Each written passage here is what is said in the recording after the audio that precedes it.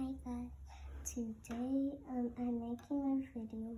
So I'm making hot chocolate with this bomb and I already opened it.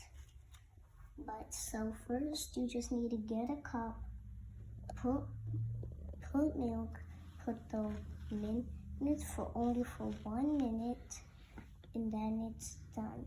And then you just put the hot cocoa in there. And you just wait.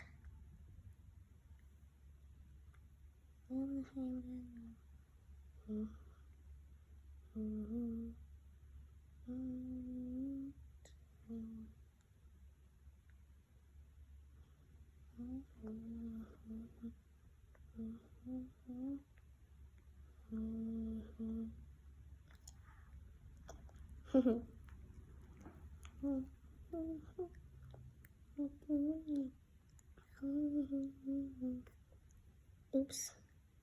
Don't mix it up too much.